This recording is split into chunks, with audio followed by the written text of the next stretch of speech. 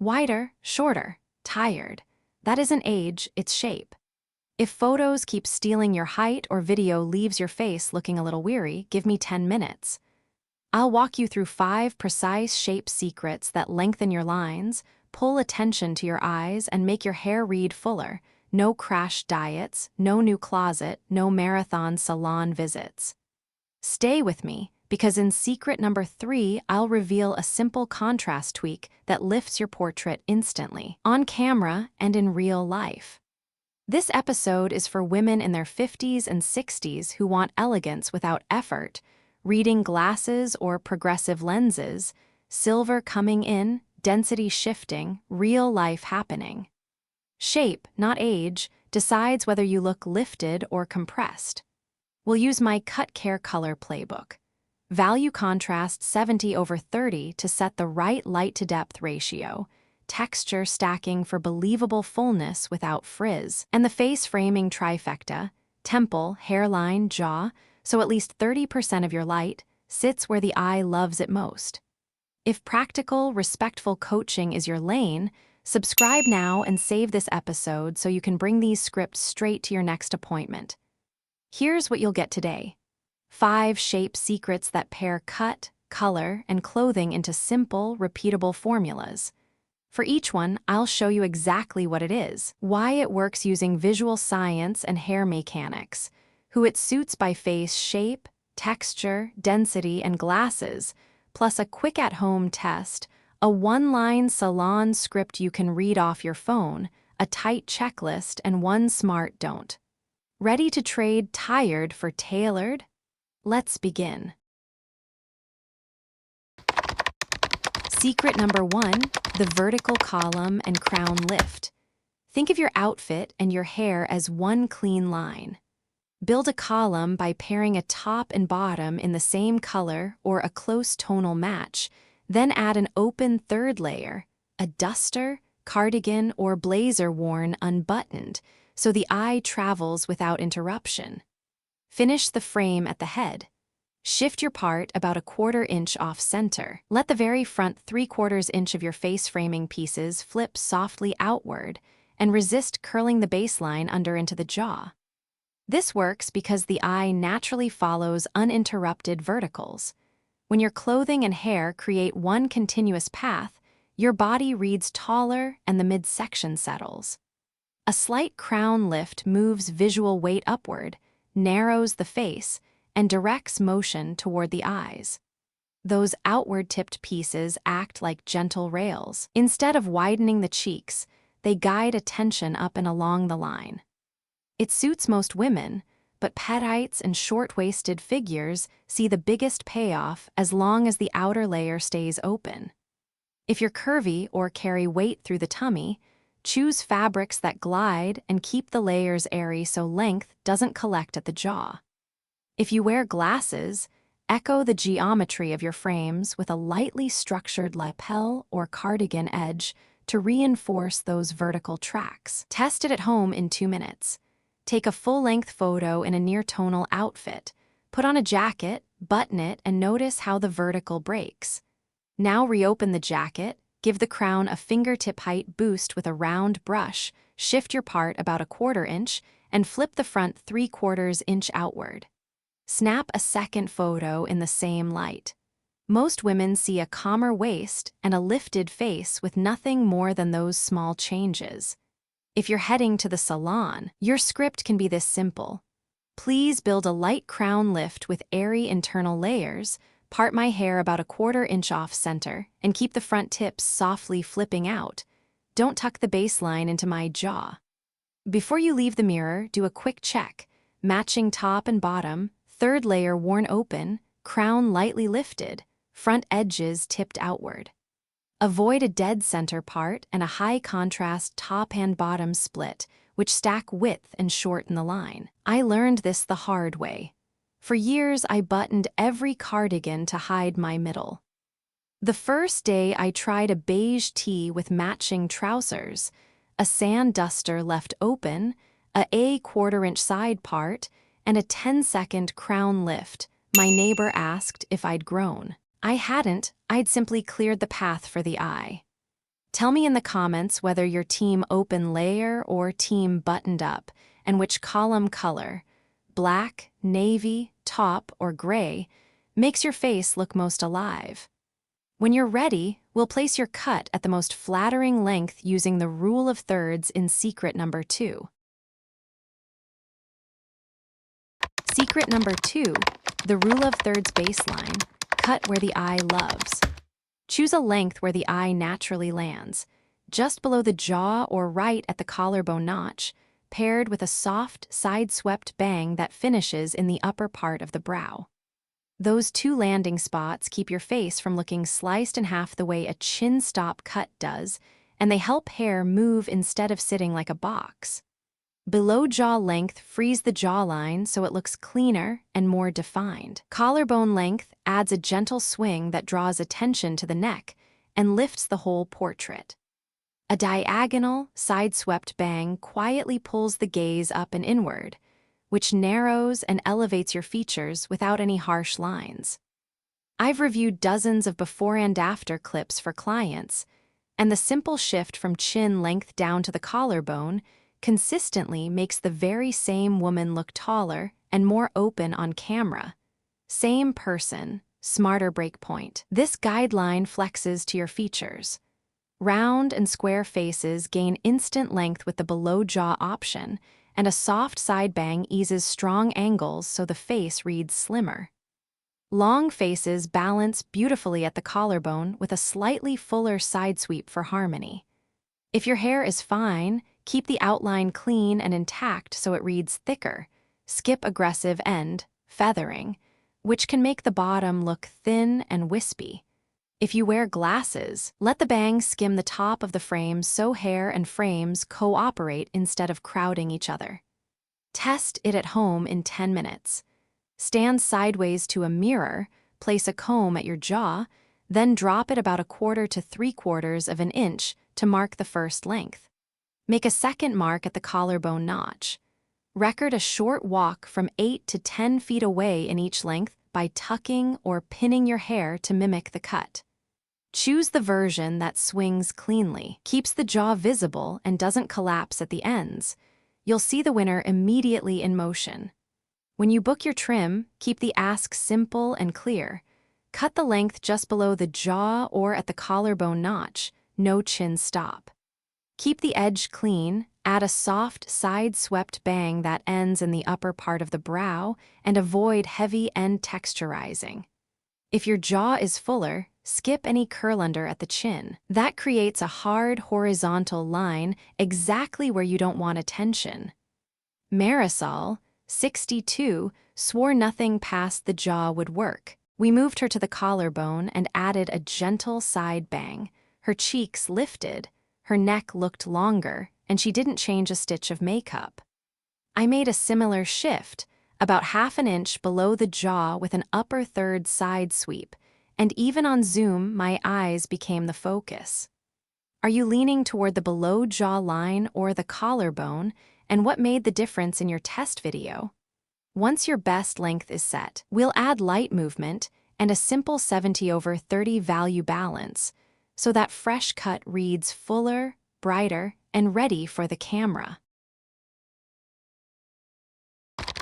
Secret number 3, tiny inner layers and the 70/30 contrast, fullness without frizz. When hair looks like one solid block, it reads heavy and a little tired on camera. The fix is simple.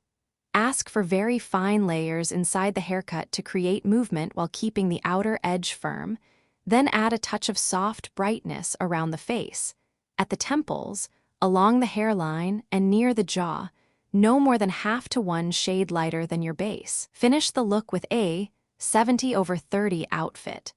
Let about 70% be a calm mid-tone, and use the remaining 30% as either lighter or darker accents near your face.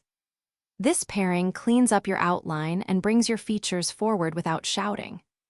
It works because a hint of movement lets light slip between strands, which makes hair look naturally fuller, while a soft glow at the edges acts like a reflector, lifting the eye area and easing shadows. As we age, hair often gets a bit finer and sparser. Instead of thinning the ends or reaching for harsh, high-contrast streaks, we build believable volume with controlled movement and gentle contrast. Fine or thinning hair gains swing from the inner layers, while the solid perimeter keeps the shape from collapsing. Silver and gray shades look especially fresh with a clear shine treatment or very soft, low-contrast highlights that add sparkle without striping. For undertones, keep those face lights just a breath brighter than the spot on your skin where foundation disappears. Soft honey or pearl if you run warm, ash oat, or soft beige if you run cool. Try this quick at-home test. Take a fast black and white selfie. If your hair and top sit at the same lightness, both very dark or both very light, your features blur together. Change into a mid-tone top and clip back 2 tiny pieces at your temples. Your eyes should pop right away. That's the power of tiny inner layers plus the 70/30 balance. Here's the exact salon script. Please add very fine layers inside for movement, keep the outer edge firm, and place soft highlights at my temples, hairline, and jaw, only about 1/2 to 1 shade lighter than my base. I want the front to catch light but not look stripy, and I'd like to avoid feathery, thinned-out ends. Before you head out the door, do a quick check in natural light. The crown has a bit of lift, the front edges glow softly, and your top is mostly mid-tone with a small, thoughtful contrast near the face. Skip chunky, high-contrast highlights. They separate the hair from the face and create visual noise. Your turn. Decide whether your face lights look better warm or cool, and make sure you truly own enough mid-tone tops to hit that 70%. Once this balance is set, we'll open the edges in secret number 4, necklines, lapels, and the first inch at the front, so the face can breathe and the lift travels even higher. Secret number 4, open fringe, open neckline. Think of your hairline and neckline as one frame. Keep the pieces around your face light and soft, a gentle curtain bang or a side-swept fringe, and pair them with an open neckline like a soft V or an easy scoop. Leave your jacket or cardigan unbuttoned so 2 clean vertical lines lead the eye upward. If you wear a scarf, tie it long and loose so the ends fall straight. With glasses, echo the angle of your frames with your lapel or a simple pendant so everything feels intentional, not crowded. At the front, flip only the last 3/4 of an inch outward instead of tucking it under. That tiny change clears the cheek area, keeps hair from piling into the jaw, and instantly lightens the face. It's especially flattering if you have short hair and glasses, a fuller bust or narrower shoulders that need a bit of space at the chest, or if you're petite and benefit from every clean vertical line. This works because edges act like arrows. A high, closed crew neck plus ends curled under stacks horizontal lines at the shortest part of your torso and the widest part of your face. Open edges lengthen the neck, create 2 vertical guides, and draw attention to your cheekbones and eyes, exactly where you want the focus. Try a quick photo test. First, wear a crew neck with your ends tucked under and take a picture. Then switch to a soft V or simply open your cardigan and flip just the front ends out. Compare the photos side by side. The open edge look appears lighter, taller, and more awake. If you're booking a trim, say, please cut light layers at cheekbone level so the tips flip softly out, and keep the fringe soft, either a lightweight curtain or a side sweep. I'd like to avoid heavy, straight-across bangs. Day to day, choose open necklines or leave your top layer unbuttoned. Keep those front pieces softly flipped out, and wear scarves long and loose. Skip bulky scarf knots at the throat with ends curled under. That doubles volume at the shortest visual point. For my own closet, I used to love neat crew necks and tidy under-curled ends, but once I moved into progressive lenses, everything met at my jaw frames, collar, and hair.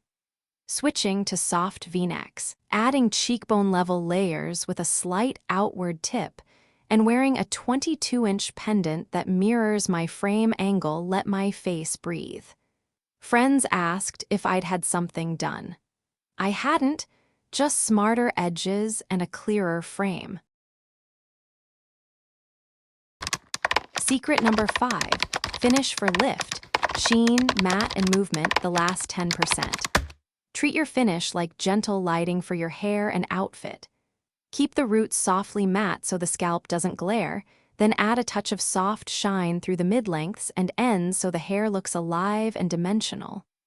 For a quick lift at the crown, use a medium round brush the hair up and back, warm it for a few seconds, switch to cool for a few seconds, then release. Add 1 or 2 subtle bends at the front or a light side-swept fringe so the eye knows where to land. Anchor the look with shoes close to your skin tone and place your strongest color near your face so your vertical line reads longer in photos and in person. This works because the eye follows light. Shiny roots can make the crown look flat or oily on camera, while an all-matte head can swallow light and feel dry. Balancing soft matte at the roots with soft shine on the lengths creates lift where you need it and depth where you want it. New-to-you footwear doesn't cut the ankle, adding a clean visual inch or 2, especially helpful when an open jacket edge and a lifted crown are already drawing attention upward. Adjust for your texture. Fine hair loves a small puff of volumizing mousse at the roots and a pea of light cream on the ends. Heavy oils weigh it down. Coarse or wavy hair smooths beautifully with a light gloss or smoothing cream on the lengths, while keeping the roots softly matte to avoid a helmet-like shine. Silver hair brightens with a quick purple toning conditioner for clarity without mirror glare. If you wear glasses, a light dusting of dry shampoo along the part before evening photos cuts frame glare and keeps movement where the camera reads it. Test it in daylight. Tap a pinch of translucent powder along the part. Mist a soft shine, spray through the lengths from about an arm's length away, step off camera, then step back in. The crown should read higher and the ends livelier. Try the same outfit with shoes close to your skin tone and compare full-length shots. Notice which version looks longer and whether shine at the ends or through the fringe flatters you more. At the salon, ask for a soft, matte finish at the roots, gentle shine on the lengths, and a quick lesson in a 10-second crown lift with the dryer. If you color, request a gloss for clarity, not high shine, and skip shellacking the whole head with strong spray. Wide, flat reflections drop the crown and freeze movement. When Dana, 70, thought she needed more volume, she really needed movement. A powdered part, lightly glazed lengths, a quick crown lift, a navy column with a rose tee, and new-to-you loafers. Suddenly, everyone noticed her eyes first. Lock this in before you go. Build your verticals first. Wear a column outfit with an open third layer, add a 1/4-inch side part, and give the crown a quick lift so the eye travels up, not out. Cut at thirds, not halves. Set your baseline about a 3-inch below the jaw or at the collarbone, then use a side-swept fringe to redirect attention diagonally. Texture stack with a 70/30 value mix so movement feels real, micro layers for lift. Face lights a 1/2 to 1 level brighter than your base if you color, or simply use a light scarf or near-face top at home. Open the edges so the face can breathe. Choose a V-neck or leave your layer unbuttoned and let the front 3/4 inch of your face framing pieces tip outward, especially if you wear glasses. Finish with intention. Keep roots softly matte, add gentle sheen through mids and ends, choose 2 points of movement. Lengthen the leg with footwear in a nude-to-you tone and place your boldest color near the face. If this helped you feel like yourself, only clearer, subscribe and save this episode so you can bring the checklists to your next appointment. Tell me in the comments which secret you'll try first, and whether you're Team Bob or Team Shag, your note may be exactly what another woman needs. Thank you for spending time with me today. I'll see you in the next video, where we build a mix and match capsule for real life after 60. You're not chasing 30, you're owning now.